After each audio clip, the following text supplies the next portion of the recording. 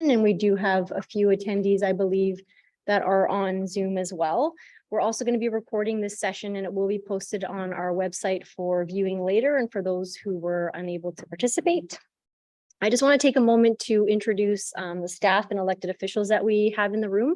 So I'm Deanna Campbell. I'm the General Manager of Corporate and Legislative Services. I'm also the Corporate Officer, and I am also the Chief Election Officer. So I am overseeing the local government election for the TNRD over the next few months. To my left is Scott Hildebrand, our Chief Administrative Officer. And then we have Director Rothenberger. He is the Electoral Area Director for Area P. And then we have Director Elliott, and she is the Electoral Area Director for Area J. They have both been on our board for quite a long time and have quite a bit of political experience, and we're hoping they have a lot of great advice and insight to share with you all today. So Colton, if you could just share my screen.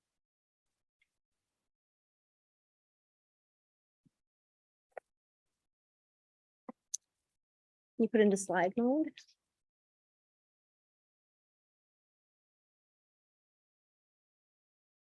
Great. Okay, so the agenda, we've done welcome and introductions. I'm going to turn it over to, and I missed actually introducing, you don't see Colton for those of you online, but Colton Davies is our communications manager. He's here as well. I'm going to turn it over to him when I'm finished here to go over some housekeeping reminders. In terms of the format today, we do have an informational presentation. I'm going to try and keep this fairly short and high level. There is obviously a lot of information to share with all of you, and it would actually probably take an entire day to give you all the information that you need. So I do encourage you to please reach out to me if you have any questions. Give me a call, send me an email. My business cards are located at the front there. So we'll go through the informational presentation, a quick overview of candidate qualifications, a bit about the election process, an overview of the TNRD and role of elected officials. And what we really want to focus on today is our question and answer panel, consisting of myself and Mr. Hildebrand, as well as our elected officials. So Colton, maybe if you could just go over some housekeeping reminders. Yeah, absolutely. Thanks, Deanna. So we have a number of people who are taking part on Zoom, along with all of you in the room. So for folks on Zoom, make sure that your mic is muted when you're not speaking. Use the raise hand function when we get to the Q&A panel if you did have a question, and we'll give you a chance to ask questions in order that the hands come in. And when you don't have a question, after you've asked a question, make sure you press that raise hand button again on Zoom so that the hand is lowered and it doesn't look like you still are waiting to have your question asked. You could also type a question in the chat. That option is available as well once we get to that. And for those in the room, very important for the people on Zoom in particular, we can all hear you just fine across this room, but make sure you click your microphone before you do speak if you do have a question when we get to the Q&A. Otherwise, those who are taking part online won't be able to hear you. And of course, just make sure that when we get to that point that our questions are obviously respectful and related to the matters that are being addressed in this information session today. I think that's all I had, Deanna. Great, thanks, Colton. Okay, so you're interested in running for office. Candidate eligibility requirements. So these are rules that are not set by the TNRD. They are set by provincial legislation. So you need to be 18 years of age or older, Canadian citizen, a resident of BC, not disqualified under any legislation, not an employee of the TNRD or any of our member municipalities, and not a volunteer firefighter for the TNRD. Interestingly, and I believe this is a change this year, you do not actually need to live or own property in the electoral area that you wish to represent. So why consider running for office? So effective local government requires dedicated, ethical, and informed leaders who are committed to their communities. You, I'm sure, have a number of reasons and motivations why you're wishing to run for office, but you may wish to run so you can be actively involved in the local democratic process, contribute your experience and your knowledge to your community, address various issues in your community, and lead change in your community. So while there are no formal qualifications to run for office aside from the mandatory eligibility requirements in the legislation, local elected officials are expected to uphold a number of principles, integrity being one of them, so being honest and demonstrating strong ethical principles, accountability, Elected officials are accountable to the public, so there's an obligation and a willingness on your part to accept responsibility or to account for one's actions. And respect. You may not always agree with your fellow elected officials or with staff, but it's important to have a due regard for others' perspectives, wishes, and rights, and displaying respect for the office of local government and the role of local government in decision-making. And lastly, leadership and collaboration, an ability to lead, listen to, and positively influence others, and coming together to pursue a common goal through collective efforts. So the nomination process, the nomination period is coming up. Nomination papers will be made available at the Tnrd office and on the Tnrd website as of August 2nd. So that's next Tuesday, August 2nd. You need 2 eligible electors to make the nomination. So eligible meaning they have to meet the requirements in the legislation similar to the requirements to run for office or vote. And they actually do need to be residents of the electoral area that you represent. The nomination period begins August 30th at 9 a.m.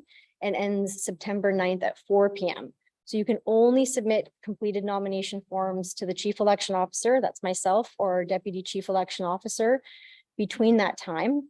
Now, we are encouraging candidates to submit their completed forms in person for a few reasons. One, that way I can go over them with you and ensure that you've completed them correctly. You also have to get your signature witnessed by a commissioner for taking affidavits. So if you don't know anyone that's a commissioner for taking affidavits or don't want to pay for that service, I, as a Chief Election Officer, can witness your signature in person. And if you do fax or email in your completed forms, you will still have to provide original copies to us, I believe, by September 16th, regardless. And some optional documents that you can provide, your contact information, as well as a biography. We do encourage candidates to submit a biography. It's really helpful for electors in your area to know a little bit about you and be able to go to our website and read about you. So other important information, I'm actually not going to go over this in detail. These items are really fall under the purview of Elections BC. But again, I encourage you, if you have specific questions, to please reach out to me one-on-one or reach out to Elections BC for any of your questions around this. But it is really important that potential candidates know the rules around campaign financing, third-party advertising sponsors, campaigning, advertising, and familiarizing yourself with election offenses. For example, you can't campaign within 100 meters of the voting location on voting day. So some other important dates, as I noted already, the nomination period is Tuesday, August 30th, 9 a.m. to Friday, September 9th at 4 p.m. only. We cannot accept any completed nomination packages after 4 p.m. It's a legislative deadline, so that's it. And then I will shortly make the declaration of candidates after that at 4:01 p.m. The last day for someone to challenge nominations is Tuesday, September 13th, and that's also the last day for candidates to withdraw if someone changes their mind. And then we will be making a declaration of election for those electoral areas where there's more than one candidate. We'll declare an election. For any electoral areas where there is only one candidate, then we'll be declaring acclamation. And that's Monday, September 19th. We have a mandatory voting day on October 5th. Right now, we only have that advanced voting day scheduled here at the Tnrd offices. We'll see, depending on how the election shapes up, if we need to have advanced voting elsewhere. And then we have our general voting day on October 15th, and that will be in multiple locations throughout the Tnrd. I'm just going to briefly go over a little bit about the Tnrd. So regional districts are a really unique form of local government in BC. So every regional district is made up of member municipalities, as well as unincorporated areas, which we refer to as electoral areas. And they work together to enable the regional district to fulfill its purpose. There are 27 regional districts in BC, and like all other regional districts, the Tnrd derives its authority to govern from the Local Government Act and the Community Charter. So in terms of the Thompson-Nicola Regional District, we are made up of 10 electoral areas and 11 member municipalities, or one of the biggest regional districts. And we also have 25 different First Nations located within the Tnrd boundaries. TNRD services, these are some of the services, certainly not an exhaustive list that we provide to our residents: solid waste and utilities, parks and trails, land use planning, building inspection, fire protection, libraries, emergency management, and hospital capital financing. In terms of the TNRD as an organization, these are the departments. We have our administration department that's made up of our CAO, his executive assistant, our reception staff, as well as a grants and research coordinator.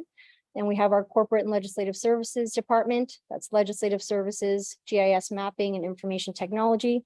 We have development services, which is planning and building.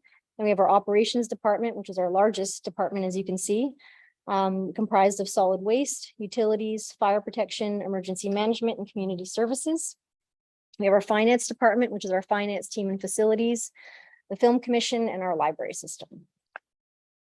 So what to expect? Who does what? So the board functions at a governance level. They set direction and priorities, make decisions around bylaws, policies, budget. Their chief administrative officer is their one employee, and they are responsible for translating board direction and providing advice, and as well as providing management and leadership to staff. Staff implement the board's direction, as well as providing information and technical knowledge. Staff are expected to be subject matter experts in their areas and the departments, and the board of directors relies quite heavily on staff and their knowledge in order to make decisions. So our TNRD board consists of 26 directors, including 1 chair and 1 vice chair, 10 electoral area directors, and 16 municipal directors from our 11 member municipalities. We have 1 municipal director from each member municipality, with the exception of Kamloops. We have 6. Meetings are held here in the TNRD office in Kamloops, and once a year, the board meets in another location within the regional district. So we are also part of the Thompson Regional Hospital District.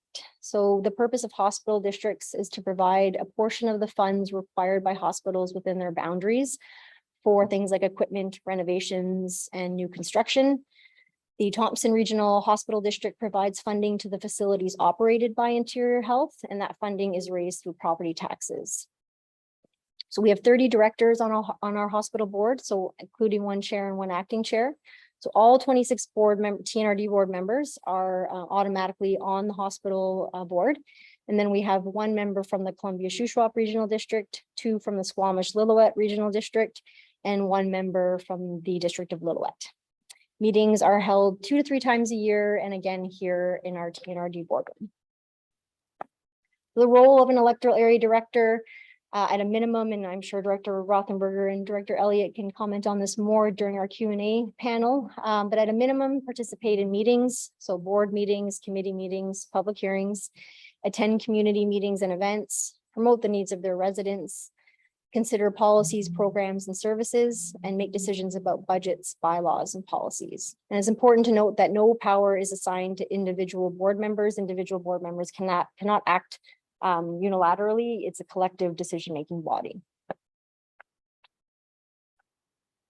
So in terms of time commitment, and this is just an approximate, we set the calendar and the number of meetings every year in December, but typically you can expect about 16 TNRD board meetings a year, 2 to 3 hospital board meetings, 6 committee of the whole meetings. Committee of the whole is where the entire board sits as a committee. And 16 other committees. So committees are smaller committees that are appointed by the chair. And then you also have community meetings, events, conferences, strategic planning sessions, other external committees. And then there are additional time requirements. So meeting preparation, reading the agenda and reports. There's certainly an expectation that directors will have read the agenda and reports so that they're prepared at our board meetings to contribute to debate and discussion. And then there is additional travel time requirements. So the term of office, it's a 4-year term. As noted before, general voting day is October 15th. We have an inaugural board meeting scheduled for November 10th. That's where directors will be sworn in and take their oath of office. And that's also where we have the election of the chair and vice chair. In terms of remuneration, Electoral area directors receive annual compensation in the amount of $25,256. Municipal directors just over $15,000, and the chair and vice chair receive additional compensation. There's also a meeting attendance stipend, so $170 a day for meetings that are attended, TNRD meetings. And plus there's compensation for time spent in transit traveling to meetings and reimbursement for expenses and mileage. So we have a number of orientation and training sessions planned for our new board. We have a regional orientation session scheduled for Friday, November 4th. It's an all-day session. Normally this session would happen after the inaugural meeting, but due to timing limitations and availability of facilitators for this session, we were unable to do that. So it'll be happening before the inaugural meeting, and it will include all of our member municipalities and all of their mayors and councils. It's a joint orientation session, and it'll be a more high-level training session talking about legal obligations and roles and responsibilities of elected officials. And then we'll have a TNRD specific orientation session on Wednesday, November 16th. And that will be just for our TNRD board. And that's where we'll go over all of the TNRD departments, all the services that we provide. And we'll also give the board some training around the rules of procedure, voting at meetings and things like that. And there's a number of other training opportunities that come up throughout the year. The Local Government Leadership Academy offers training for new elected officials as well.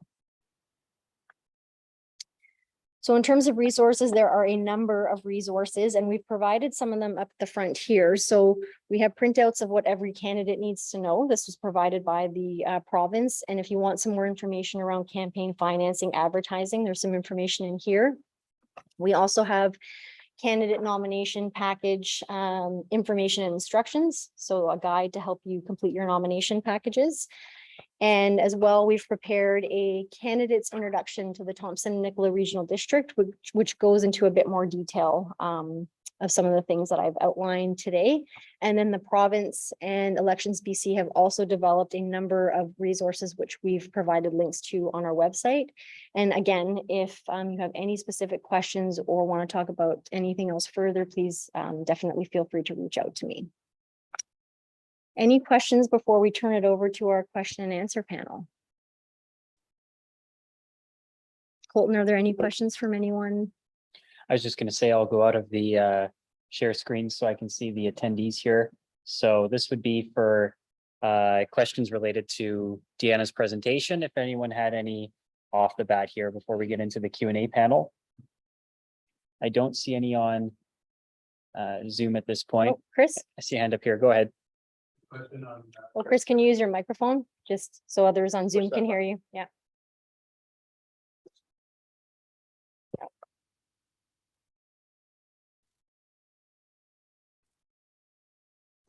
Yeah, it's on now. My first lesson. It was around advanced voting. And just a question on whether or not there will be any ability to do mail-in or digital. Thank you for that question. I can't believe I didn't mention that. That's also a significant change this year in the legislation. So anyone is entitled, if you're eligible to vote, then you can vote by mail. So yes, we will be making mail ballot voting available, and there'll be some more communication coming out about that in the future. Hey, good question. Thank you for that, Chris. Still don't have any questions yet on the Zoom chat here, and I don't see any hands up here, Deanna, so we could probably proceed. You mentioned a date of September the 19th, declaration of election by voting or acclamation. I'm not clear on what that means. And secondly, when can you actually actively start campaigning? So the declaration is just a formal, I declare that we are having an election in electoral area P. But I wouldn't declare that if there's only one candidate, then I would be declaring an acclamation of that one candidate, basically. And then, sorry, Mel, what was your second question? What's the period for active campaign. So- Start planting your signs and going door to door and all that. So apparently this has been a change in the legislation, but I can follow up with those of you that are here today afterwards. But my understanding is that July, is today the 29th? Yes, yesterday, or the 28th, today actually, there's the legislation was updated to allow for this pre-campaign period to start, and that's July 28th. Which is what I was talking about. Yes, exactly. But there's also some. Tabulating them. I don't have that information right at my fingertips, but in this guide, I believe we have the information's in that guide. And again, feel free to reach out to me afterwards, or if you want to contact Elections BC, they'll have those. Elections BC's website actually has a table of all the dates related to campaign financing and campaign advertising.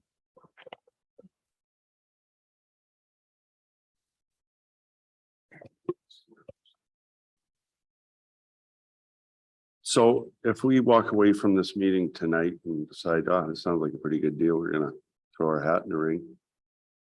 When can we make it public, say in our electoral area, say, hi, Doug Houghton's gonna run in an area such and such. You could do that now. We've certainly had interested candidates already publicly post and say that they intend to run. So yeah, Okay, Yeah. thank you. no problem. Colton, do you want to get our Q&A started? I don't know. Is there anyone that has specific questions for Directors Elliott and Director Rothenberger? We have some questions that we're going to put to them, but if any of you, you can ask anything. Yeah, Hi, Lee. Lee Morris. It's actually not directed at you folks, but just to clarify, you spoke up just briefly a moment ago about the pre-campaign. And I'm still a tad confused on so it's effective the 28th, i.e. today.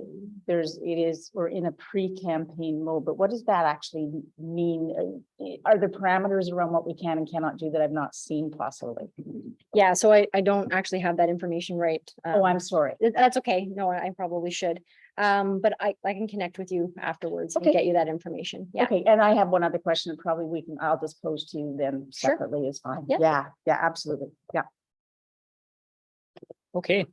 Thanks for the question, Lee, and thanks for the presentation, Deanna.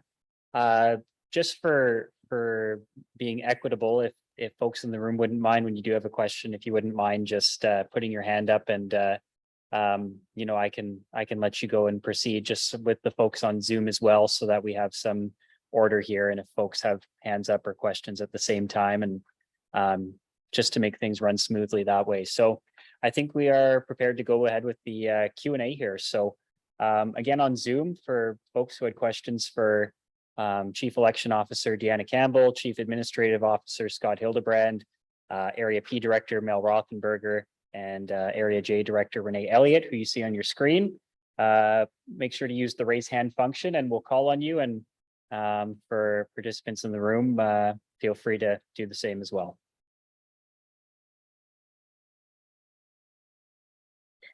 Colton, I think we had some prepared questions. If there were no questions. Yeah, absolutely. I better pull those up, shouldn't I?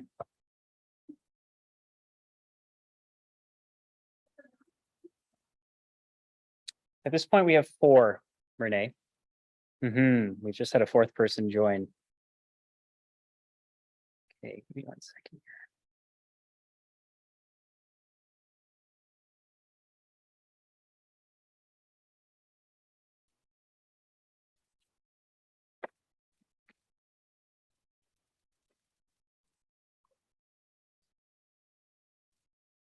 Okay, well, I remember one of the questions.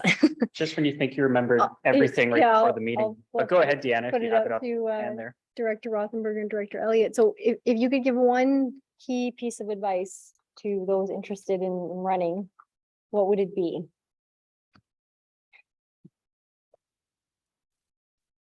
It's a big one.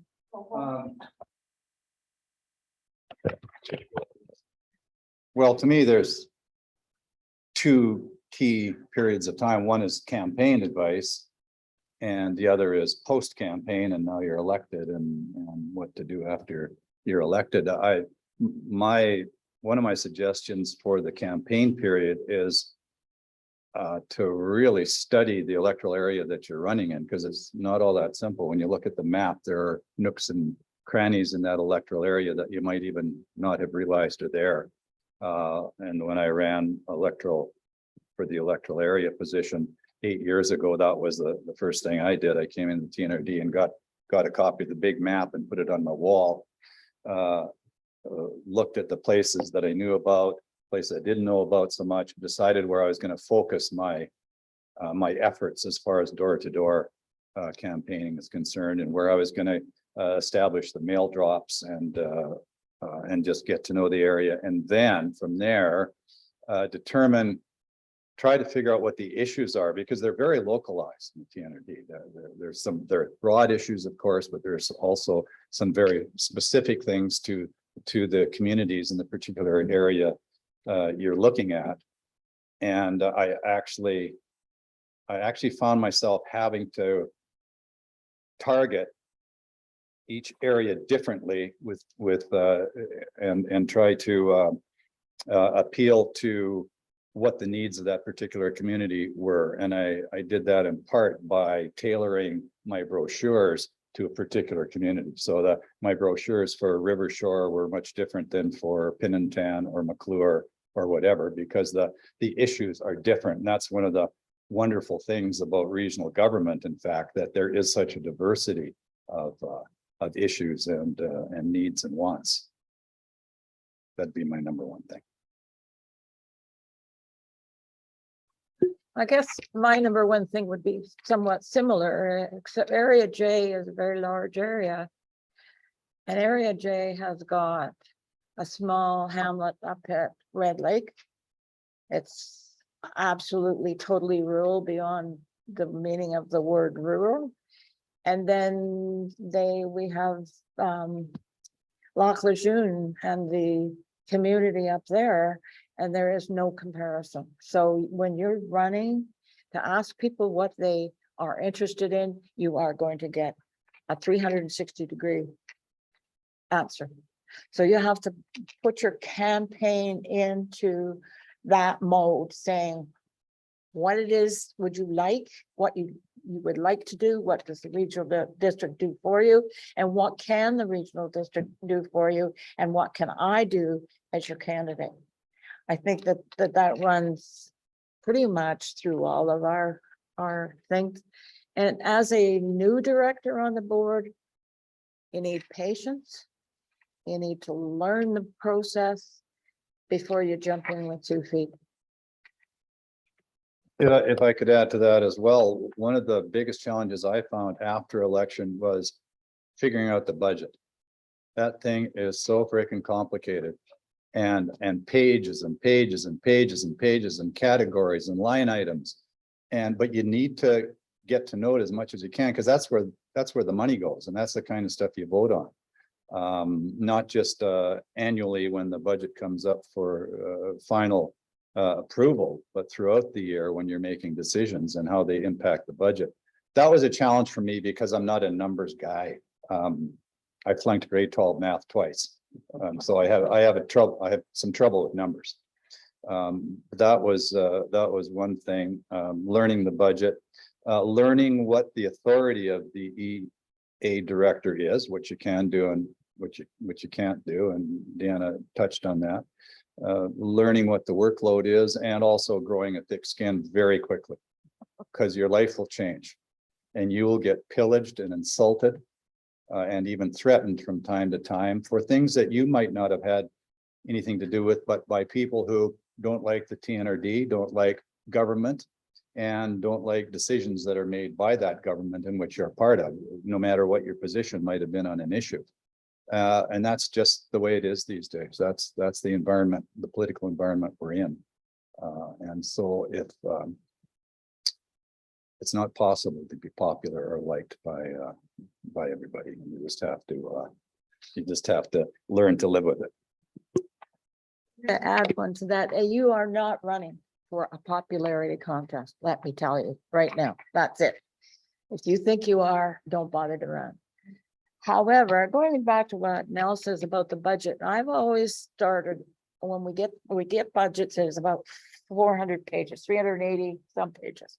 And so what I do is I look through that budget, and I highlight everything in area J, everything that we do, who does it, what's it we're paying for, how much is in that budget, and do we raise taxes every year for it, and how much is set aside. So that's all the utilities and everything. And then I look at the administration budget. And then from there, I plow through the rest. But if you know your area, then that's the biggest part of being an EA director. You have to know your area, you have to know what the taxes are, and you have to know who is being taxed. And I think once you get there, and in that first year, you are going to be confused. And if like he says, if numbers isn't your game, you're going to learn it fairly quickly. I've never had that problem because I've had a background in accounting, and I can read a financial statement. However, those are important, and those are what makes your area revolve smoothly. So that if somebody comes up to you in the middle of the grocery store and said, why did you do this? You got an absolute downright idea of why you did it. Like I have people say to me, well, how come the community association in Savannah gets money and the old age pensioners don't? Okay, you need to know why. The thing is that they're on a specified area of financing, and Tnrd doesn't deal with old age pensioners. So you have to learn what the Tnrd does and deals with and what it doesn't deal with. If I could just add just one more step of clarification to that, it is a very complex budget for sure. Every one of our 100+ services all have specific budgets. Each EA has a specific budget. So although you're sitting here as a group of Tnrd board members and you're making decisions, to both Mel and Renee's points, is you need to really understand what's going on in your electoral area, because those numbers are so different amongst the 10 of them. So just keep that in mind. We'll do our best to educate everyone and make sure that you understand it, but it's going to take some time. And there's kind of two jobs in one. One is to really advocate for your particular electoral area and try to do what's right for an individual community that might be at odds with the, other communities or other issues in the regional district. But in which case you have to look at the broad picture as well, what's best for the regional district and what's best for your own electoral area. And the two don't necessarily go hand in hand at all times. Go ahead, Mike. Can you give us a specific example on where you encountered that? I seem to recall there was something about a volunteer fire department that didn't want to become a Tnrd thing in your area or something like that. Yeah, that's a good example, Mike. Going back in history, I had been supporting fire brigades with what's called the discretionary fund that we have, which is a few $1,000s a year that you can dole out to good community causes and needs. I was doing that with the fire brigades, a few $100s here for a new pump or that kind of thing. And but there was a decision that was taken by the board on the advice of staff that be prohibited because of concerns about liability. That really made me mad. And I've been fighting that one all along, and I think we're making some good progress on it. I think the example you gave was the McClure Fire Department in particular. That was a Tnrd initiative to take over in full the funding and administration of community fire departments. And McClure had functioned as a community local volunteer fire department for many years, which received most of its revenue through taxation that the Tnrd collected and then flowed through to the fire department. But there was a lot of opposition in McClure against the Tnrd taking over administration of those kinds of fire departments, that one in particular, of course, which again, I fought on behalf of the community and lost. Sometimes you lose and you win every once in a while, and that's what makes the job rewarding. The ones you lose are not so happy. I lost one a couple of weeks ago and I was spitting mad for about 3 or 4 days because I thought the staff was wrong. I thought the board was wrong. I thought it was an easy decision. It was a no-brainer, and yet received very, very little support for my position. But that's the kind of thing you run into, and then you move on and keep working at it. Let me tell you, his last statement, move on. That's a very, very important thing when you have a board of 26 people. Because you cannot walk out of the boardroom and hate everybody in it. Because 2 weeks from now, you're gonna have to go back and have another meeting with all these folks. So if you don't get your own way, or you don't get across what you need, you might have another chance later on, but you need to make sure that the continuity, I guess, is still there when you leave the meeting. What's done in the meeting is done. Can't go back. Can't bring it up unless you have a special day. But you're gonna talk, like I gotta talk to him next week. You know, and am I gonna be mad at him? No, I'm not. Just because I might have lost, or in his case, he might have lost. But you need to make sure that your fellow directors have the respect for you, that when you say that your community needs this, you need to make sure that those fellow directors understand the position that you're coming from, even if they vote it down. Thanks for the answer, Director Elliott and Director Rothenberger, and Chris, you can go ahead. With regards to helping specific communities, what type of discretionary funds do you have by electoral area? And how do you make decisions on distributing those funds? $10,000 for discretionary and $2,000 for economic development, I believe. And you have to, that funding hasn't had to go through the board, but it does have to go through administration to make sure it qualifies.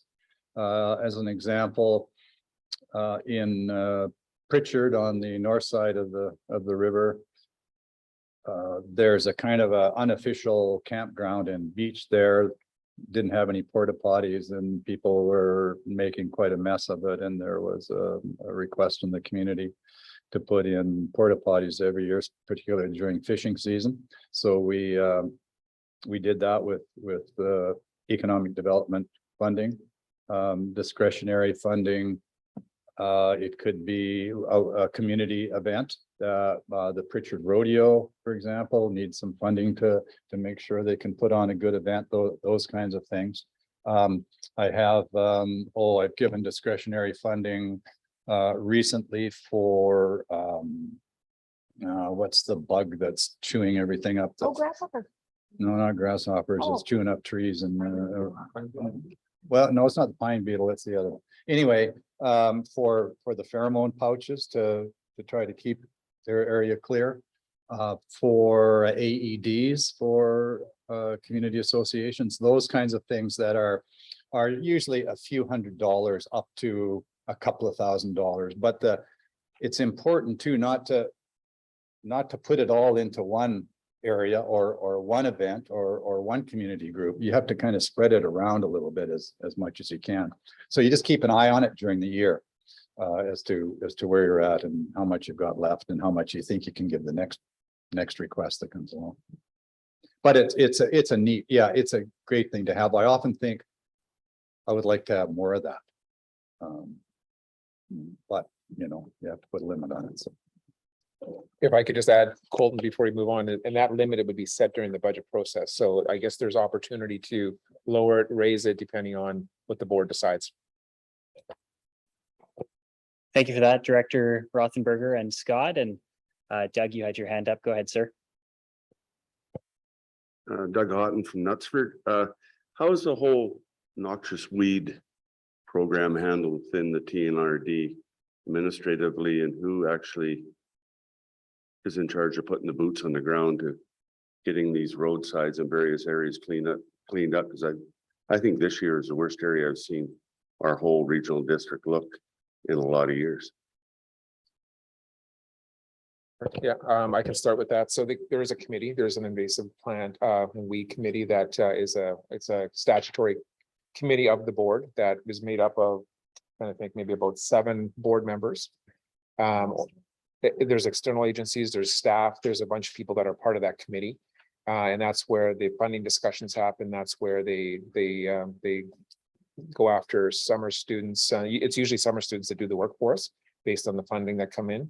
And it's through the operations department. So Jamie and Jake and some of the folks that are Mission Flats department are the ones that coordinate, organize that. But it all that information and education funnels through that committee on how it's done, when it's done, and there's availability for input and education from the board members as well. Yeah, I'm not on that committee, but it's probably also worth mentioning that there is some funding available.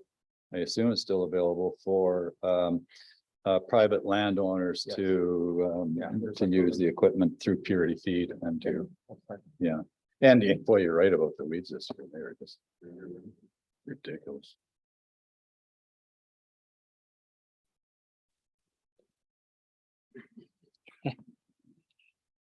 Thanks for that question, Doug, and for the answers. And Thompson-Nicola Invasive Plant Management Committee is the official name of that committee for anyone who needed to know as well. Mike, you had your hand up. Go ahead, sir. Can you give a little background on how committees get picked and how the committee and the budgeting process interface? So when you get the budget, is it by committee, like a committee, or is it somehow buried in another part? Okay, so the chairman will ask everybody, there's 5 or 6 committees that the chairman has control of in terms of putting the people on it. He asks, that person asks every year what you're interested in.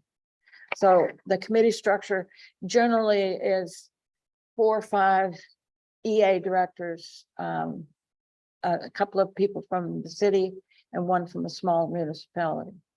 And then they look through all them and decide which people would be best suited for those committees, and the chairman appoints them.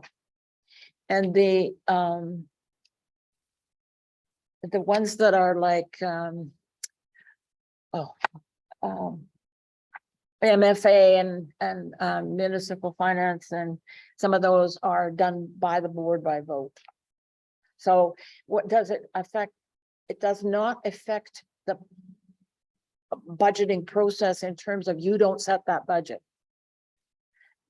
What'll happen is, for instance, utilities is our biggest budgeted utility, I think.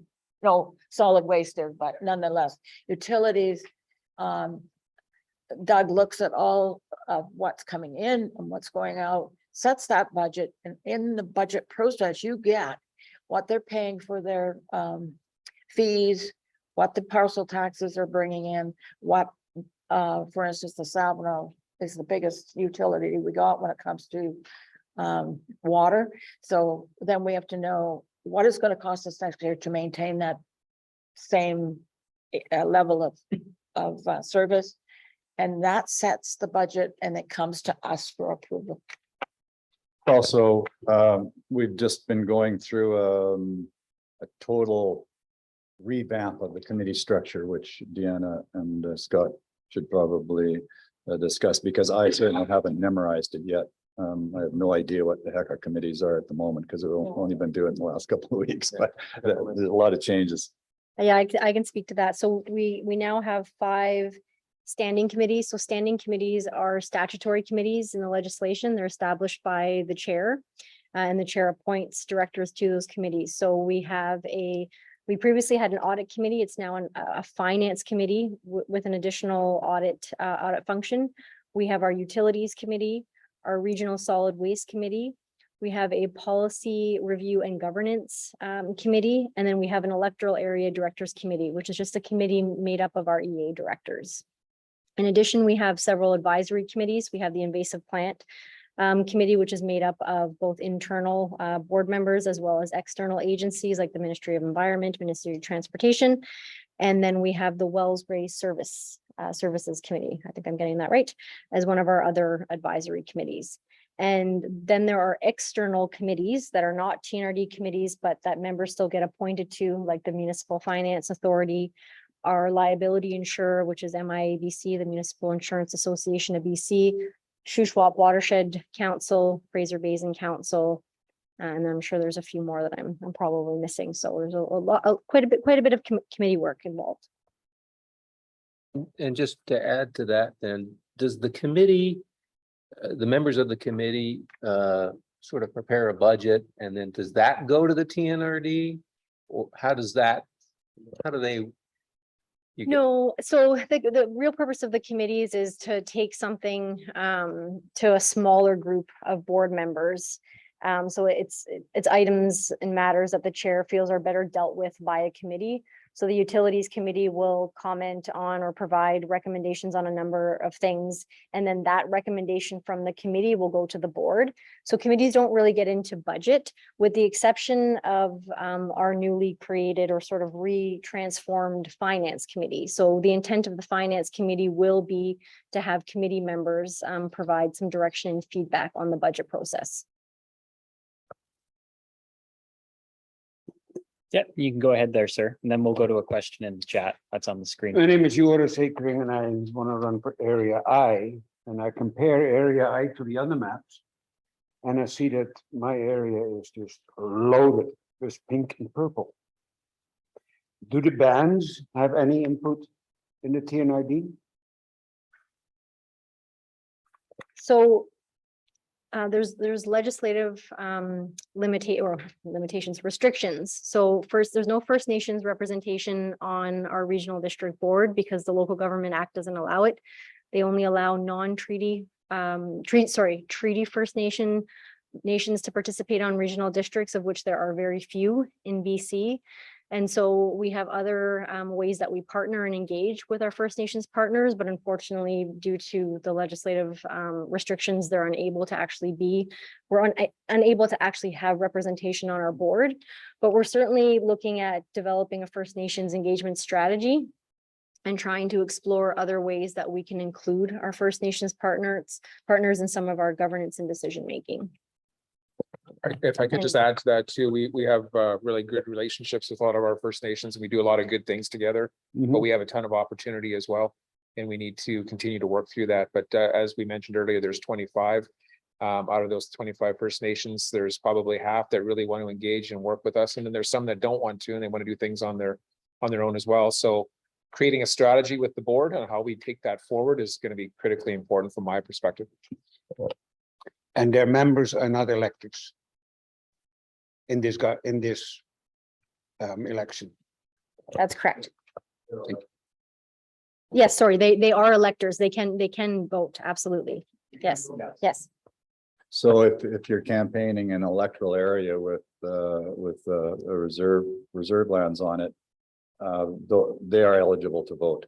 It's an interesting situation because really we don't provide any services to bands, and there's no kind of structural relationship there that you naturally rely on or are involved on, so.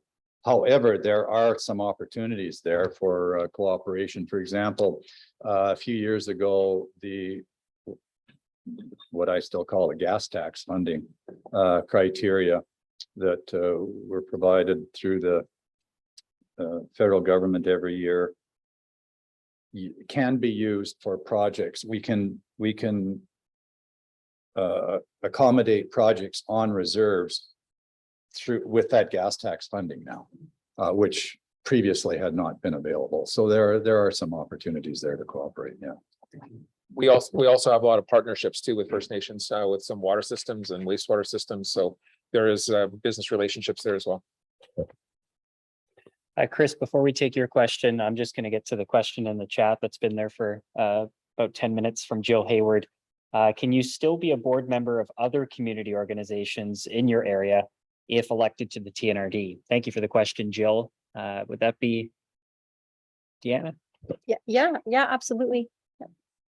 Provided there's no conflict of interest, then there's no issue with that.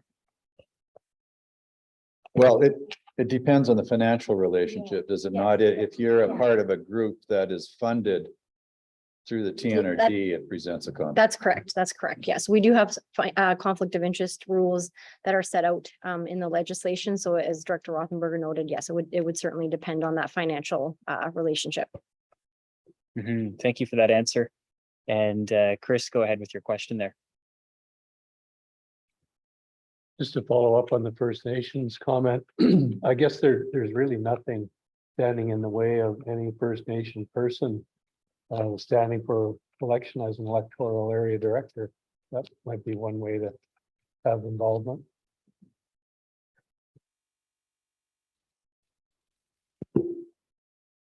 Just a reminder for anyone on Zoom too, if you had a question, the raise hand function or the chat like we just had. I don't see any in the room right now. So we'll go to our list. We've kind of answered part of them with some of the answers, but here's one for Director Rothenberger and Elliot. Is between now and essentially the election, or if being elected, taking office or being sworn in, what are some of the ways that a candidate can prepare for local office?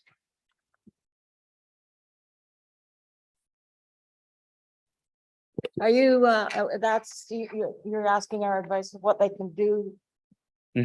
Essentially, yeah.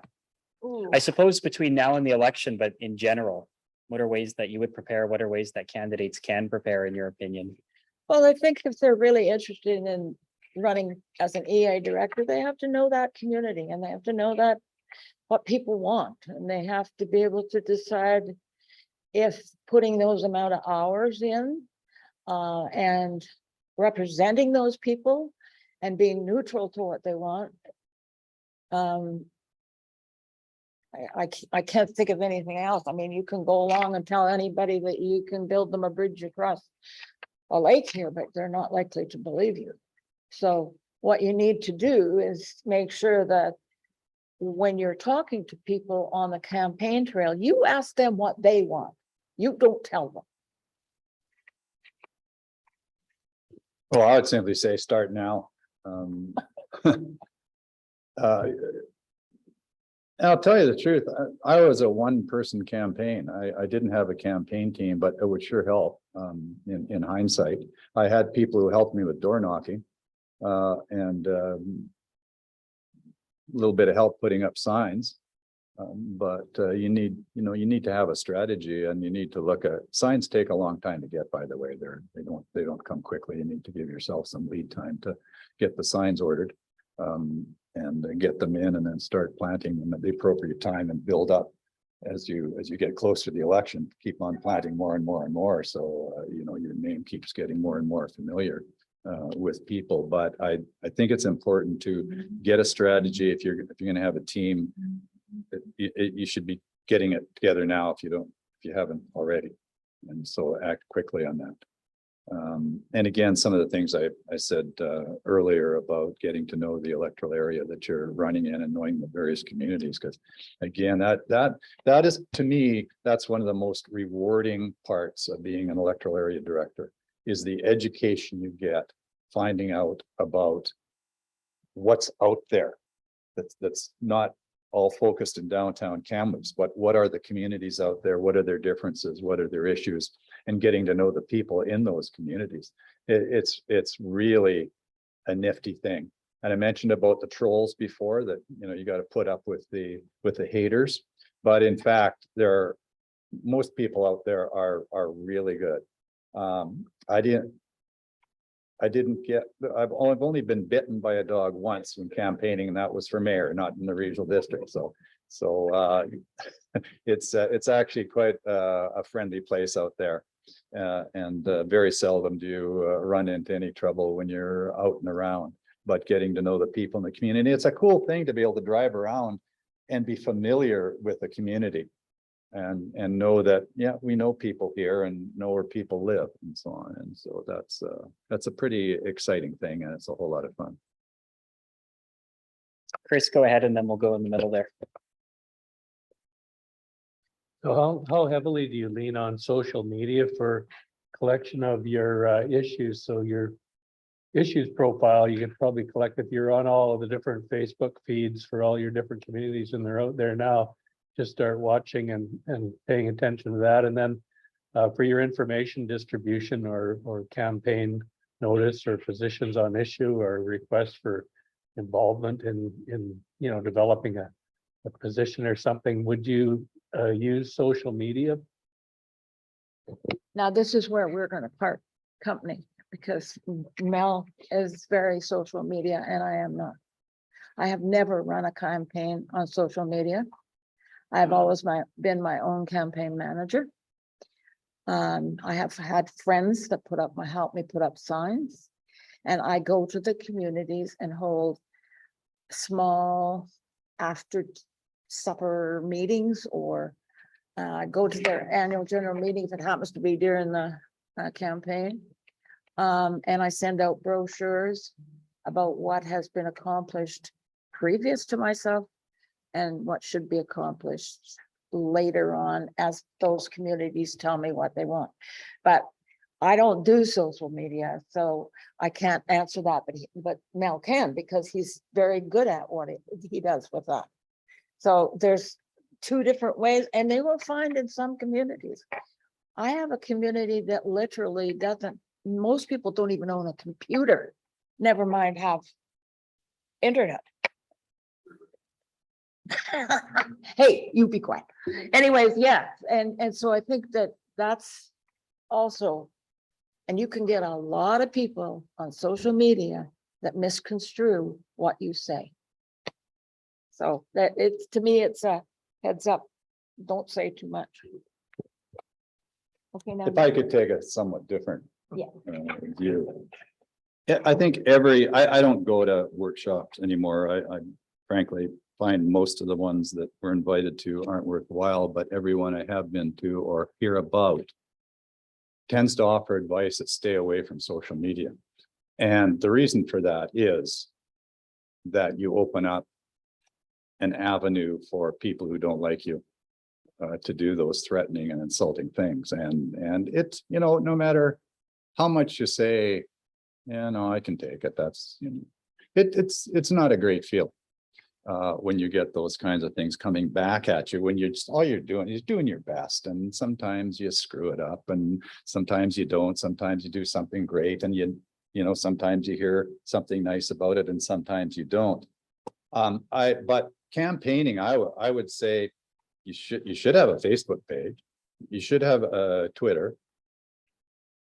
And you should have a web page, and they should be interconnected. So you can post one on one and automatically post on the other. I think it's an important free opportunity to get your word out, and our responsibility as candidates or elected directors is to tell people what you're thinking and where you're coming from and where you stand on things, and to ask people what they think of a certain situation. I think that's a responsibility. And if you don't use social media, I think you're missing an opportunity in that regard. And as a board member, Facebook pages are particularly useful because every community pretty much has a Facebook page now. And if you're trying to get the word out about, oh, there's a boil water advisory or something, probably the best way to do that is with all due respect to the Tnrd webpage. I don't know if anybody ever goes on there to check on a daily basis what their water quality is or anything else that's going on. So, but if they do look at their community Facebook pages, they're very active. So if we want to get the word out about something, I'll either go on there myself and let people know what's going on, or encourage staff to post directly if it's something of an upcoming nature that's coming up fairly quickly. So social media, I go against the probably what the majority opinion on that is on the use of social media, but I think it's important and I think it's very useful. I just want to add to that. When I first started, we didn't even have a social media page. So everything was done word of mouth. And you can learn either throughout my career with the regional district, I've learned how to use that, but I don't do it very often and I'm not very good at it. However, it is the coming thing. It is certainly what people look at today. I certainly am not opposed to it. I just have not used it a great deal in my campaigns, but if you're going to go out and campaign now, I think Mel's right. And we'll just, sorry, there was sorry. No, that's okay. I just thought we were moving to the next question and there was a hand up in the middle. I didn't catch the name, so. Yes, go ahead. Darla Hunter Knutsford. I'm curious what a campaign costs and how you manage the money that's donated to your campaign. Okay, I did not take any money. I financed my own, and there is a election brochure on financing. I just never bothered. I wanted my campaign to be mine and not involve other people that I would be giving me money. So I didn't do it. That's all, and I haven't done it all 20 years. So I don't have an answer for you. Colton, I just wanted to just go back for a moment to the question around how you can prepare for being an elected official and for office, because I had a couple of other suggestions. And so our website has a wealth of information about the TNRD. So taking a look at our strategic plan. The strategic plan and priorities are set by the board of directors. We also have our annual corporate plan that talks about what we've achieved over the last couple of years. And then I would also encourage you to attend our board meetings. They're live streamed on the website, with the exception of our upcoming one in August, unfortunately, because it is an out-of-town meeting and we don't have the technology to do it at the out-of-town location. But all of our board meetings and our committee meetings are live streamed. So I do encourage you to participate and attend one of our board meetings. Well, and just further to the question about campaign costs, I can just tell you that when I ran 8 years ago, I spent about $4,000, mostly on signage, brochures, which I went up to Staples and ran off at the cheapest amount I could. Gas, you have to keep track of your gasoline, what your fuel costs are when you're driving around campaigning. I advertise on radio. I didn't do TV or newspaper. But those were the main components of my costs. And that's probably about, I think $4,000 is not a bad amount to spend. You can get quite a lot done with that amount. I don't think you have to spend 10 or more. I mean, this is not a municipal election where, you're now spending $30,000, $40,000 on a campaign. Director Rothenberg, further to that, I can speak to it a bit. So again, this is administered by Elections BC, but there are campaign financing expense limits.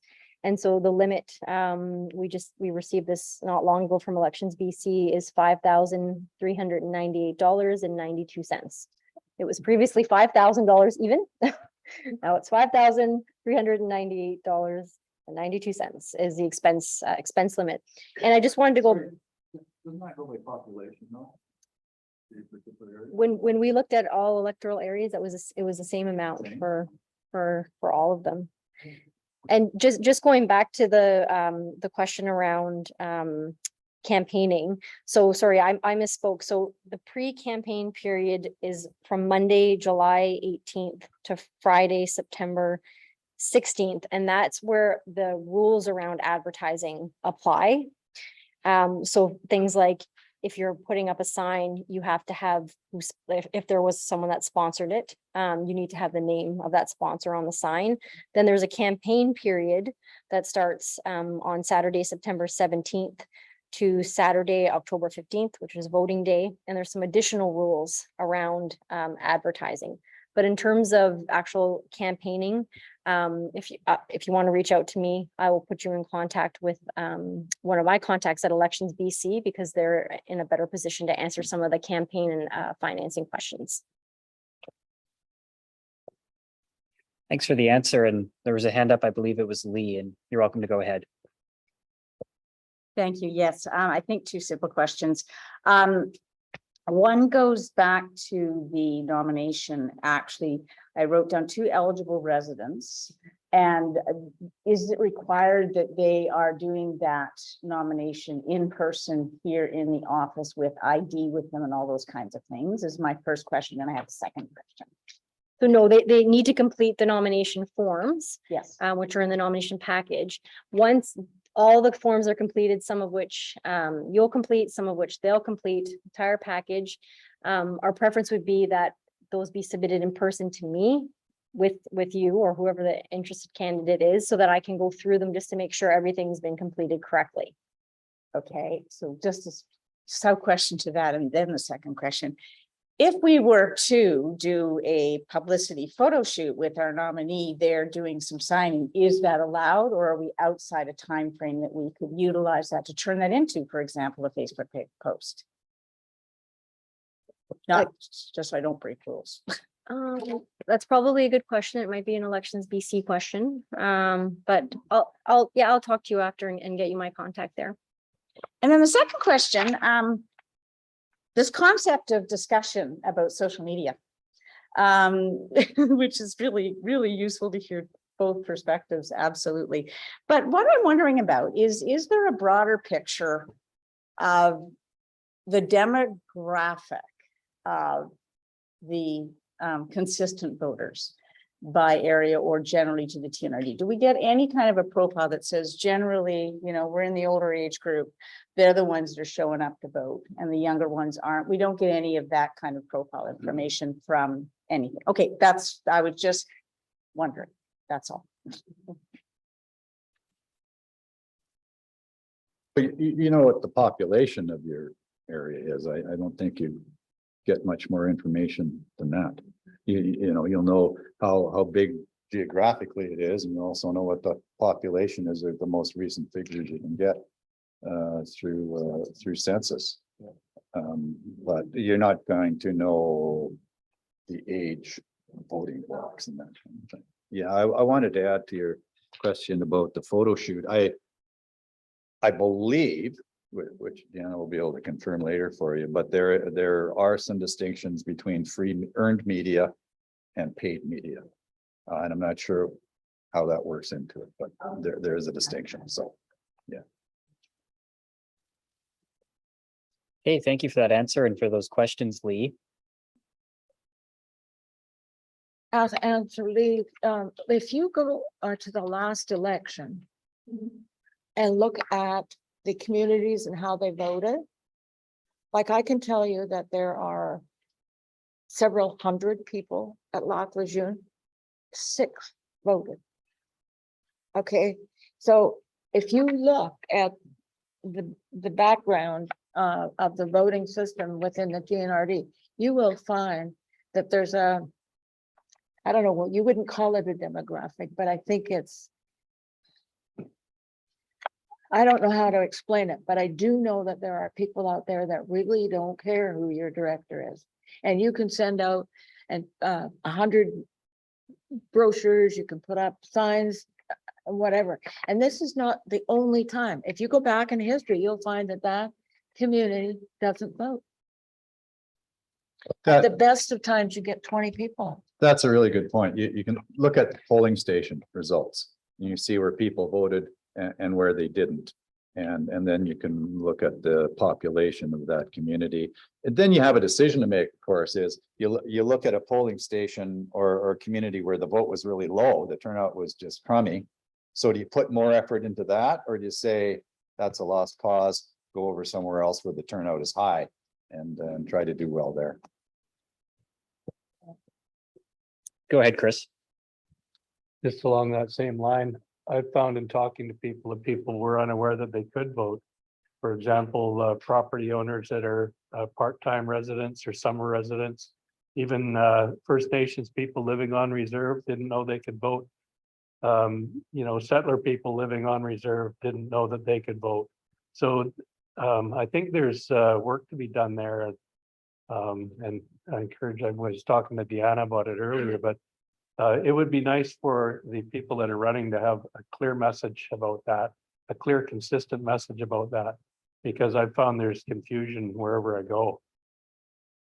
Thanks, Chris. That's a great suggestion, and I can work with Colton, our communications department, on getting more information out there and up on our website about who can vote. Thanks for that input. Just going back to polling stations, if you were on our elections webpage, there's actually a button where you can look at the 2018 election results, and it shows for all 10 or all of the electoral areas where there was an election, the number of votes cast for each person at each polling station. So that's an interesting bit of information that I guess Elections BC puts out after the election cycle. Won't help you if it's an acclamation, of course, but. No. Yeah. That point, I had no answer there, but go ahead, Mike. Do we know if the polling stations have been decided at this point? They're tentative right now because we don't know if we'll have an election or not. So we've tentatively booked more locations than we need. And some are still to be determined, but once we have the candidate nomination packages in and we've declared the candidates, then we'll know where we're holding an election, and then we'll finalize those locations. So that would, the date is September 19th, I think you said. No, October 15th is No, general. that's the vote, but when will we first know? Oh, yes, sorry, September, yes, you're correct, Okay. yes. Oh, sorry, no, September 9th, September 9th, yeah, at the close of nomination. And Doug, go ahead. Just to add what Lee said about print format and an endorsement. I can remember when Ken Gillis first ran in Area L. I endorsed him and signed his nomination paper standing in front of Knutsford Hall. He made a brochure with a picture with the two of us shaking hands or something to that effect. So I think it was allowed back then. The other question is, on the radio a while back, I believe it was Director O'Reilly from the city of Kamloops made a motion to possibly look at relooking or revamping the whole electoral areas of the Tnrd, and just wondering if somebody could just fill me in on what he's asking for and what might happen. Yeah, it's a good question. He did bring that forward and the board supported it from a standpoint of they wanted to explore that opportunity.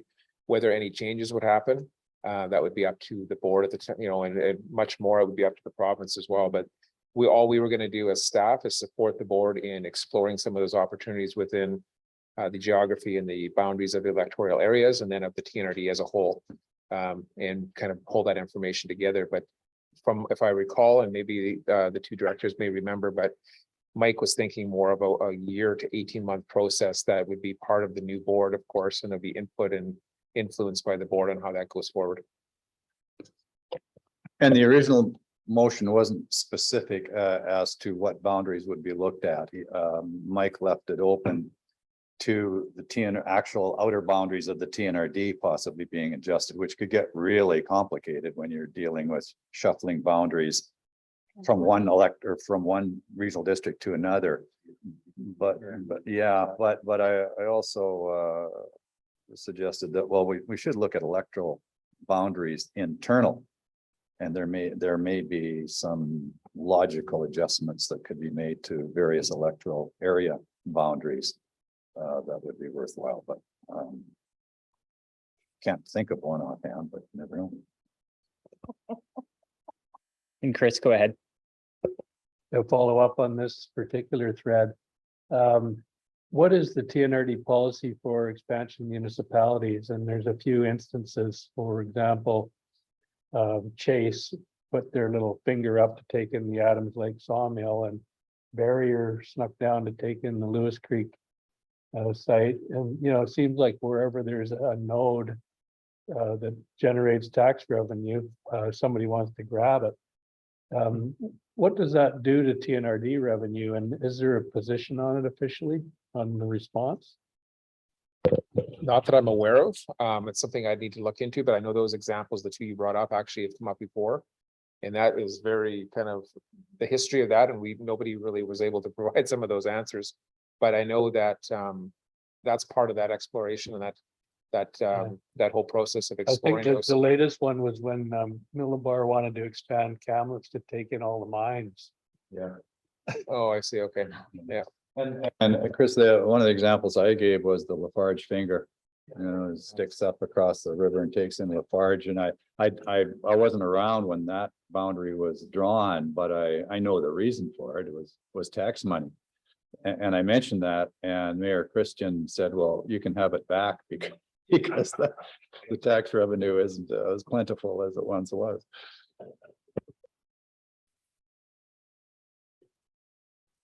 I don't, The one last comment on that is that the province would have a great deal of influence and direction on what would happen going forward. This is just if anything, this is just information that we would share with the province and work with them if any changes at all would be made. So.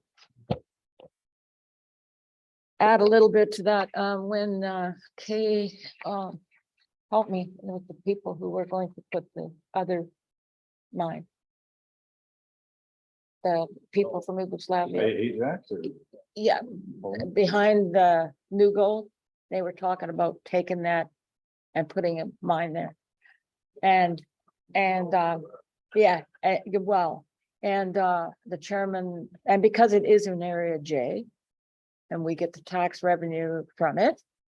But there was many internal meetings, a lot of back and forth, and we ended up going to Ottawa to see the federal minister, and finally it got dropped for all the other reasons. But there was a lot of internal adjustments being done by the directors and by our staff because it was the most unpopular thing. And so it was made very clear that it was unpopular, and the city of Kamloops and the region didn't want it. So things can be done without a lot of fanfare. If your constituents really don't want something, it's pretty involved, but it happens. okay, thanks for the question. I don't see any hands right now, so we'll just go to some of what we have canned. It was mentioned a while back about needing to have thick skin as being an area director. So this is for the area directors, but so maybe that comes to mind. But what are some of the key characteristics that make an effective local elected official? Maybe that, and what else comes to mind?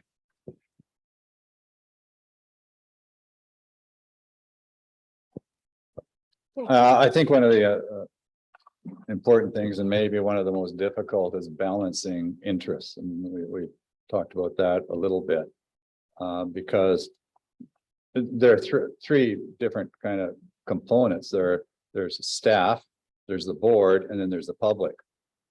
It's sometimes a challenge to get those three on the same track. And as Renee has said, you have to learn to live with what ultimately the decision is, but you can certainly lobby for your point of view with other directors and discuss things with staff and try to get feedback from the public.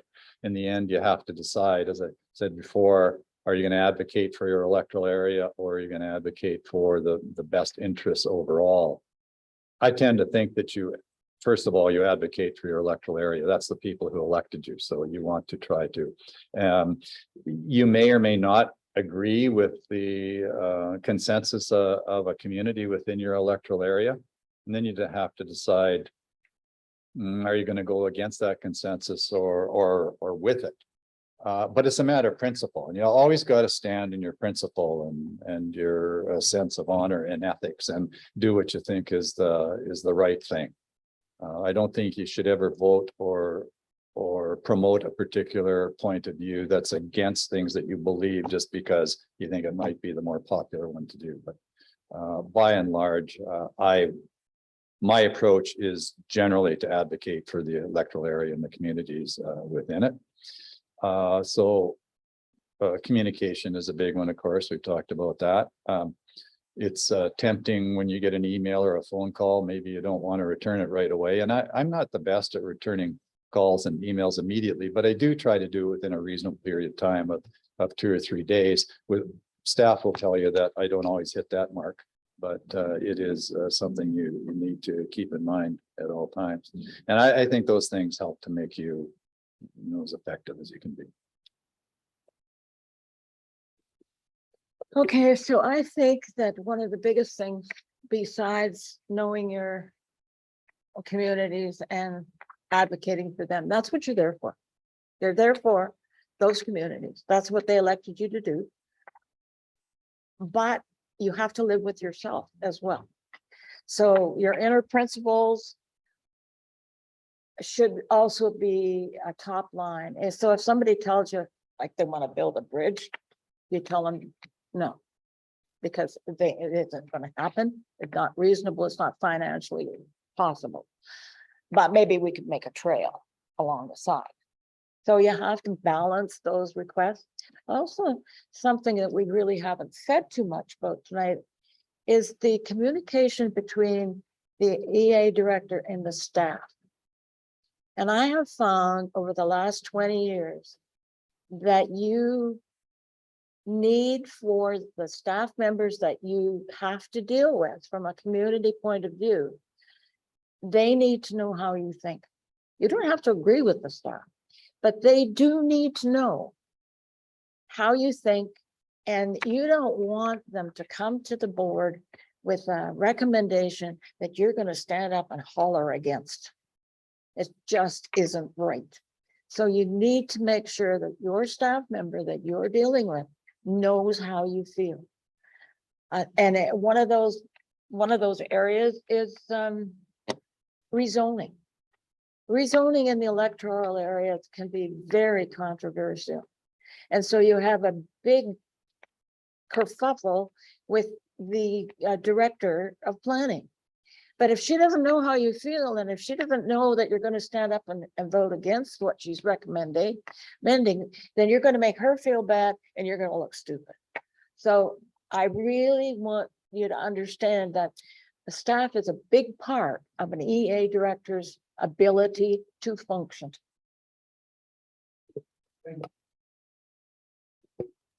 Chris, go ahead. So would you be communicating directly with the director of planning in that case, or would you go through the CAO? Well, I'll answer that from my perspective. I've been around here a long time. I walk into the director's of office and planning and say, okay, Regina, sit down, I need to talk to you. However, I guess Scott better answer the question because I'm probably the only one that does that. You're not the only one that does it. My philosophy is that I don't mind those relationship opportunities. Not everything needs to go through me. I'm totally on board with that. For my senior management team, we're always on the same page. So if Renee or Mel decided to go to get education or information or some kind of details on something, I would encourage that, but I want to be in the loop. And if I disagree, Renee would know, or Mel would know, or we'd come to an agreement on what makes sense. But it doesn't all have to funnel through me. We're too big of an organization, and I just don't have that kind of time. We got a lot of things, a lot of balls in the air, and I've got a very great senior management team, and they're very capable. So I would encourage those relationships, but at the same time, we all need to know what's going on and be on the same page. Yeah, there's no centralized control of the message, and I know organizations that have tried to work that way. And I think back to Phil Ghilardi and the way he ran City Hall, where every single word that went out to the public had to go through Phil, and it didn't work.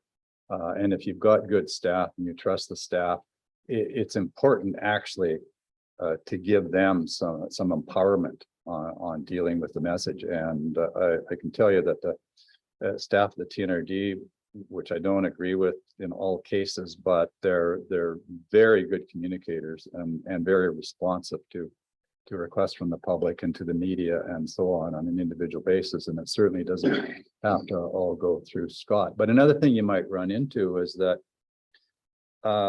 theoretically, administrators are there to carry out the policies of the board, but staff can have very strong opinions about things. They can have a strong belief that a particular policy would be a good thing. That can be a very interesting discussion if you happen to think it wouldn't be a good thing. But that's natural to any organization, I think, because they're passionate about what they do. And that comes up very rarely, but it will, and you got to work through that.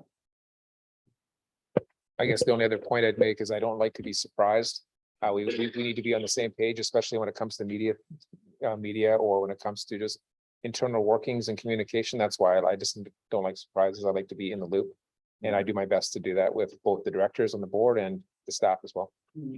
So sometimes if I'm making an inquiry to staff or making a point with them, I try to think, well, who is the best person to inform about this? And then who else should know?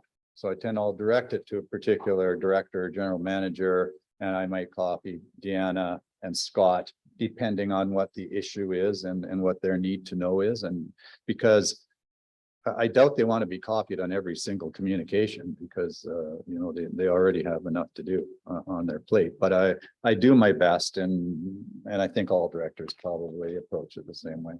A good example of that, if I could share one, is if Mel was working on some kind of an economic development or using some of his discretionary funds for some program, I don't need to. I mean, that's his decision. He needs to work with the finance team to make sure it's all kind of legit and working how it should be. I may hear about it at the board meeting. I will hear about it at the board meeting or some kind of a review when we sum things up, but I don't need to be part of that each and every time. Another thing too is that you're all going to be different. Everybody's different. They have different opinions. They all run their lives different. They all run their families different and so on. But when you come together at this board, you're a family. You are a family that look after all of the people within the regional district. Each individual community doing the best for everybody. And you need to remember that that's how it functions best. So if you get somebody that's just absolutely not going to play a game with you, or the game's the wrong word, not going to play with you on an equal basis, then you got to find out why. Because you can't have one person always being negative. So, some of it's just with our staff, having a day where we don't have any media, where we sit and talk about what's holding this up or what's holding that up or why didn't that happen, and you get it out in the open, and then you vote, and if it's passed, and that's it, done. So I don't know how else to explain it, and I often think that we need to, it's how you portray yourself to your constituents and come in here and be the same. Well, the only part I disagree with, I think, is that I don't regard the board as my family. We're 26 different people with different skill sets, different points of view. And I present my point of view. I'm sometimes thought of as a lone wolf because I tend to be out there sometimes on issues that the board doesn't agree with, and there have been quite a few of them. But I mean, I have because of my experience, I have a certain set of skills. Other people have very different sets of skills, and that's people tend to think of the board as being much too large and probably don't want to see it get too much bigger. But that's one of the magical things about the board, is that there are so many different sets of skills and experiences and different knowledge that we bring to it collectively and yet can come up. That's probably how we make the best decisions, is that we pool all that, throw it all together. And yes, very few votes other than routine things are unanimous. But it's the majority rules game, and you make your pitch, and if you can get enough people on side, you kind of win the day for yourself. But as we already talked about, there are many days when you don't. So I mean, I like the folks that sit around here, but I don't have them over to my house for parties. You know, we come together and we vote on stuff, and we sit in committees and try to decide on directions and policies and how to go forward and take things to the board. And that's it. But and some board members socialize, I assume, with each other. That's just not me. Thanks for the input. Another question that we had on the list for the directors was about rewarding aspects of the job. I know a while back, Mel mentioned that the education that you get about your communities and your area is a rewarding piece, but maybe that's front and center. But is there anything else for the directors that, if you wanted to elaborate, or any other aspects that you find to be the most rewarding aspects of your role as an area director? Yeah, just enlarging what I said earlier about getting to know communities and the people in them. Now just extend that to a day when you can actually have a positive influence on something for that community. Either you've been pushing for, you know, new water filtration system, or from, you know, Biffy's at the beach or whatever, and you're able to do that for people. And you've had a problem or a request presented to you, and you actually have an influence on the outcome of things. You're not just an observer. You're not part of the audience. You're actually in there, involved in making decisions and getting things done. That to me is fantastic, when you can come away from a day and say, yeah, I got that done. And it might not have gotten done if I wasn't part of it. That to me is the most rewarding.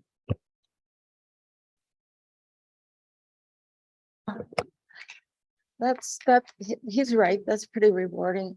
I find after all these years that the people in the communities have become friends. I've met a lot of people. I've certainly got a great education. Boy, I know a lot of things about a water system now that I never thought I ever would know. And I think just the general idea of serving the communities, I get a big reward from that. Probably in the same words as Mel, but I don't say it quite the same way. I have yet to figure out what I'm going to do when I retire, because I've been so busy for 20 years. I haven't been able to figure out what I'm going to do afterwards. But I've made a lot of friends, and I have a pretty good education that now I need to find an outlet for that education that I've had over the years. So, but I think it is rewarding. It is very rewarding. And I can't say enough about it. I think local politics is probably the better of all of the systems of politics. And part of it too is not necessarily accomplishing something big, but you get a lot of questions from people. And maybe it's within the jurisdiction of the regional district, maybe not. But I've always felt that an EA director, the part of the job is to get answers for people, even though it might be totally outside your jurisdiction and has nothing to do with you. But that comes into the reality that a lot of people don't know what the Tnrd does, but that they know that you represent them, so they go to you to try to find answers for them. And that again, if you can point them in the right direction, or simply get the answer or know the answer, that's part of the good stuff. Chris, go ahead.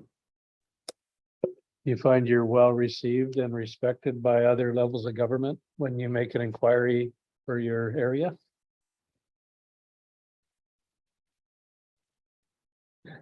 Well, it would vary from time to time. I mean, some things just don't answer or happen quickly. They don't resolve themselves. They can take years and years to get to the point you want to be. Other times the response might be very cordial and helpful and inviting, and so it kind of depends. But you do kind of lock horns with other levels of government at times. But it's important to maintain as good a relationship as you can. I mean, I can think of a couple. Well, no, I won't mention it because I'm not sure that it's not confidential at this point. But we're involved in an issue right now, which we're not getting very far with the provincial government, but we're working on it, and hopefully over time it'll resolve itself. I think it's equally important that myself and my team too have those relationships with the staff within the provincial government and the federal government. There's a lot of things we can help things along behind the scenes. So that's also critically important to my position and this senior management team as well. I think it's very important that your MLA is part of your communication system. You work with them, doesn't matter what their political, the people that elected them elected you. And so to have that communication open with them, it leads to the help you can go to, like Mel says, trying to get something done. And it doesn't have to be out in the open all the time that you're going to go visit with your MLA. And I've found over the years that the farther you get away from local issues and local politicians, the more you have to explain and the longer it takes.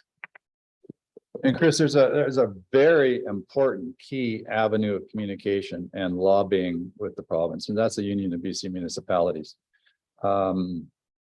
What do we have? A couple of hundred or more resolutions every year at the UBCM convention, and they're all aimed at basically changing government policy in favor of municipalities and regional districts. So UBCM is an incredibly strong lobbying force on behalf of local government. And that's why, by the way, I think I've always thought UBCM is the one convention that as many directors and council members and mayors should go to as possibly can, because that's where you're voting on getting stuff done. And if you're not there voting, then you don't have an influence. Other things are a little more iffy as far as conferences and so on.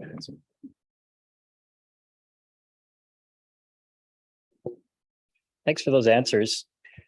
Wanted to ask, I should have done this reverse order about rewards and challenging aspects of the jobs, but some of the aspects as area directors that you find over your tenure have been most challenging, or just items in general what are some of the most challenging parts of the job that you've found?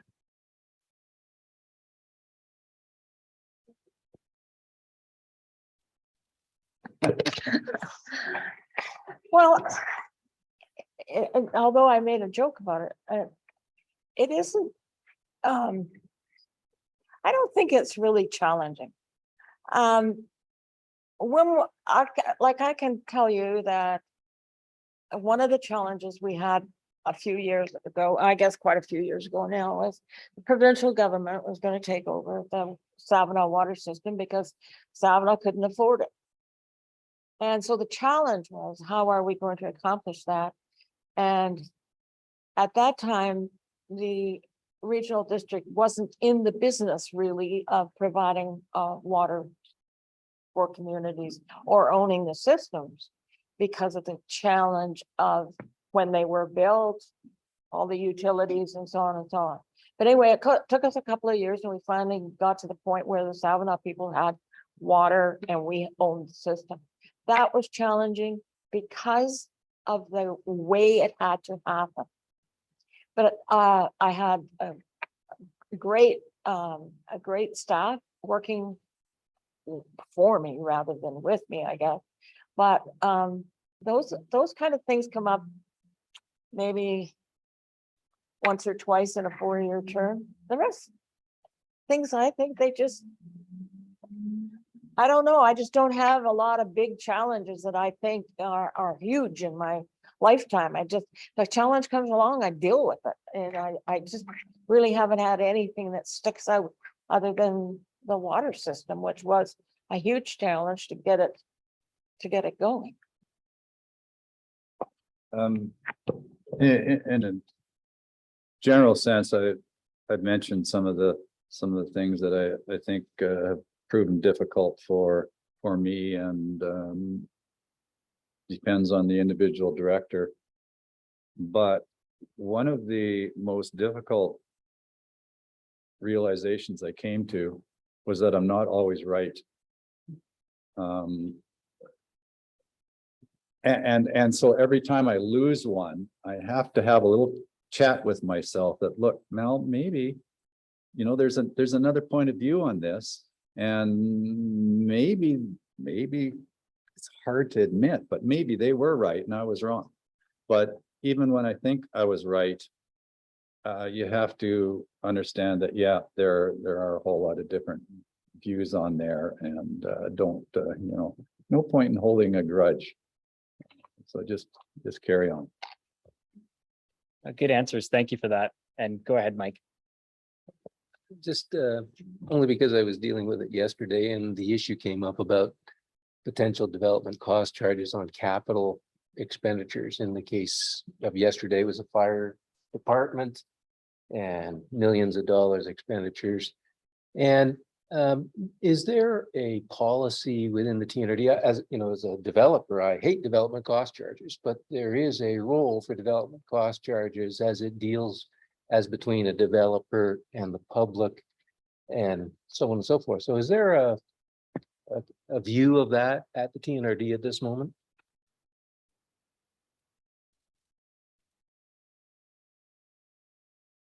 That's not something we've had a lot of discussion about. We've been last few years busy with a lot of things, but we haven't really dug into development cost charges and how that really works within the regional district. Morris, go ahead, yeah. So there's some limitations in the legislation in terms of what they can be applied to. And so it depends on the area and what the service is. So what my understanding is we only have one and there has to be a bylaw. We only have one bylaw related to our Blue River water system, because it's a Tnrd water system that we own and operate, I believe. But there are some restrictions in the legislation in terms of what we can do. And so I think that so far that's been the only one that we've developed a bylaw for. And Mike, correct me if I'm wrong, but development cost charges are in theory designed to take care of additional costs to the community or the area in which development is happening. Utilities, for example. And we don't have that same kind of situation in the regional district. So I'll just use the example because it is, for me, it's a conundrum. When I was developing Tobiano and the Tnrd said to me, we don't do fire departments, we don't do street lights, we don't do sidewalks. You have to do that. So I set up a mechanism to do that. And over the course of time, perspectives change, and fire department is one of those that the Tnrd has taken over. Now we're going back to the residents and we're saying, you got to kick in $1 million if you want a fire hall. And in the case of Cherry Creek, now we're saying, all right, maybe you piggyback on the Tobiano, you kick in $1 million. And my perspective was, heck, as the original developer, I was going to build the fire hall. So I asked the question yesterday at the function, well, if they kick in $1 million and they kick in $1 million, what about the developer kicking in $1 million? Now you got $3 million in the whole pool. And there was sort of a vacuum of response on that. And so I'm just kind of curious. It just leads to the question as to developers don't like development cost charges because they can run away and they can become sort of zombie development cost charges. I'm looking at it more from the Socratic point of view, where I'm saying we need a fire department. We need to pay for the fire department over the next 20 years. Who should be paying for it? Obviously, the people that benefit from the fire department. And that would include the residents, but wouldn't it also include a developer that's got 1,500 housing units to sell that can then turn around and say, hey, there's a fire department here? Is there some room for that? And I think the TNRD, as it progresses from sort of rural electoral areas and starts to see places like Sun Peaks and Tobiano come on stream that need different services like sidewalks and streetlights and fire hydrants and that kind of stuff, there might have to be some kind of perspective as to how these things happen if the TNRD takes them over. You know, like that fire, that if it was a volunteer fire department, I'm sure it's running much more than when we set it up. It's got many other aspects to it and training and all that kind of stuff. I get all the point of it, but here we are dealing with building a $2.5 million facility, and we're it just seems strange to me. Yeah, thanks for the comment, Mike. There's I guess a huge difference between a municipality and the regional district too, and how that, I think, part of this conversation, and it's something we need to explore more and look into more, but I think there is a lot of restrictions in how we can perform those, similar to what so the city of Merritt or the city of Kamloops can do. They have much more control, I guess.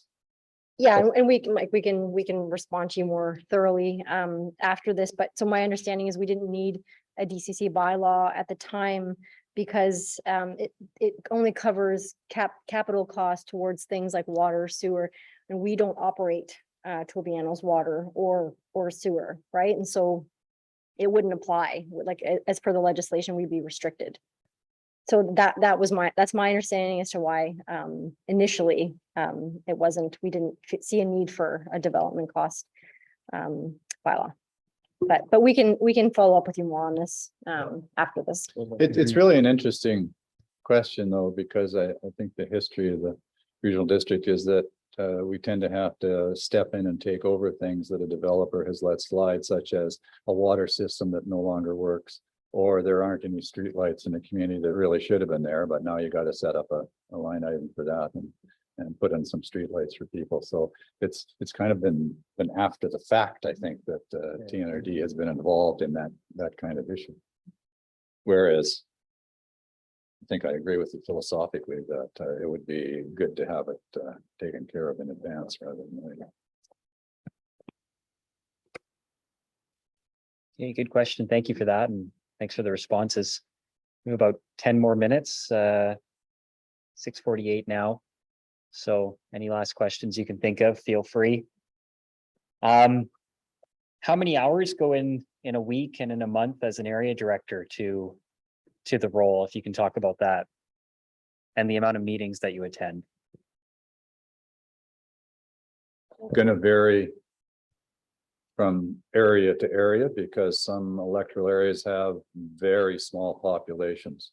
I always proudly declare that electoral area P is the biggest jurisdiction within the regional district, except for Kamloops and almost even Stephen with Merritt. So it's a small in geographical size, but it's very big in population. So I do tend to think that the more densely populated area is, the more services you're likely going to have to be involved with and having to deal with, and more requests for upgrades to services and so on. So I think it tends to make you a little busier in a higher population area than possibly an electoral area with a few hundred people compared to one with several thousand people. I'm just guessing that, so you have to consider how much time you spend in board meetings, how much time you spend in committee meetings, how often you're involved in community meetings, how much time you spend driving from A to B. So the bigger the electoral area is, well, then, you know, you're going to eat up time driving to get to where you need to be to deal with something. Keeping up with your emails and phone calls. Well, honestly, I've never tried to calculate how many hours I spend a week, and it'll vary from some weeks. Some weeks are there's not much going on, and other weeks it's just jam packed with meetings and other things going on, and your week is, I mean, essentially full time some weeks. But over an average, I don't know, Renee, I'm just guessing 10 to 15 hours a week. I think that we tend to overestimate the amount of time that we spend. And ask any civic or local politician, oh yeah, I'm at her 60, 70, 80 hours a week. Well, no, that's, you know, that's impossible. It's not happening. It probably feels like it, but it's not. If you were actually to take a, you know, a minute by minute log of how much you're spending, yeah, I think 10 or 15 hours a week would be pretty good. You could get the job done. What do you think? Unlike some of the areas, okay, so area J has got 5 totally different communities. Okay, so you end up spending time for each of those, but not every week. So I might, and I can be very honest, I very seldom take that road to Red Lake unless it is an emergency. However, I do it once a year for sure. I attend all of the meetings that are annual general for the 5 areas. And then if they have an issue, like a couple of years ago, Red Lake had no telephone, no hydro, because some guy went off the road and took out the poles in the middle of winter. And the utility companies said, Renee, what are you going to do about this? Well, we don't do roads and we don't do utility companies, but I got on the phone and spent some time trying to clear that up for them. However, that's rare. And I would go with Mel. I think 10, 12 hours a week. If you put it over a 12-month period, I think you'd be about right. And some weeks you are. Like this week, I've had a meeting every day of the week. But last week I had none. So there you go. And here's something you might think about when you are having a slow week and there's not too much going on. Go and knock on doors.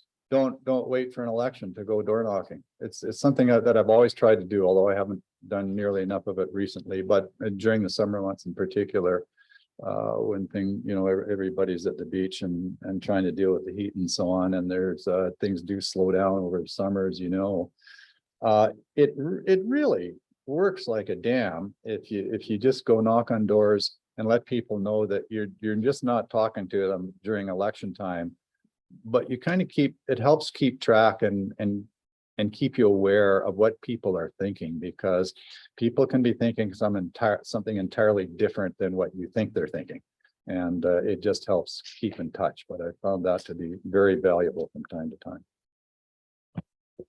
Okay, thanks for those answers. So we're getting close to 7 o'clock, so I think that's probably all we have time for questions, but our contact info is easily available. Our staff with elections, Deanna and her team, and the phone number and email are on there, as well as information on the website. But so contact wise, if you still had questions, refer to that. And I think Deanna had some closing comments. One question, Deanna. And because I didn't read your the brochures, is there anywhere in there that you talked about the alternate director? Yes. In our Tnrd introduction to the Thompson-Nicola Regional District, we have some information in there about appointing an alternate director. Electoral area directors do need to appoint an alternate director, so that director would attend meetings in your absence if you're unable to. They similarly have to take an oath of office and be sworn in, and they have the same powers and duties as you do in your absence. So there's a bit more information in our booklet about that, but again, feel free to reach out to me if you have questions about that. Some boards want to get rid of alternate directors entirely and do away with that concept, but I happen to think they're really valuable, and it's good to have that backup from somebody who knows. And if you're away from a meeting for whatever reason, you've got an alternate, or there's an event you can't get to, the alternate can fill in for you. It really is an important part of the democratic process, I feel. And I agree with him. It's absolutely necessary that you have someone that knows you well enough to be able to come to this table and continue the continuity that you have provided in the area. Was it a quick one, Mike? Yeah, just is that how you resolve if you found yourself in a conflict on an issue? If you had interest in something and you had to declare a conflict, is that how, as an EA, you would resolve that? You'd have an alternate?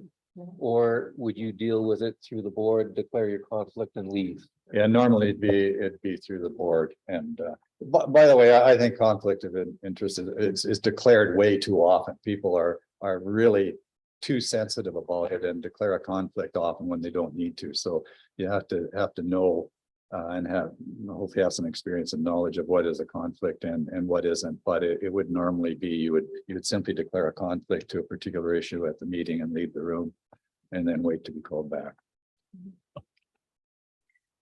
Okay, I just want to thank Directors Rothenberger and Director Elliott for your words of wisdom before the end of your term. Much appreciated, and I hope helpful for all of you. And once again, please reach out to me if you have any questions about the nomination process, about the upcoming election, voting. And again, any questions you have around campaign financing and advertising, please reach out to Elections BC. However, if you reach out to me, I'm happy to answer whatever I can and then pass on my Elections BC contact to you. Just a reminder that the nomination packages will be made available as of next Tuesday, so you can come pick them up in person or you can download them on the website. And as you're working through those papers, again, feel free to reach out to me if you need any help completing them. And thank you all again for joining us today. Thanks, everyone.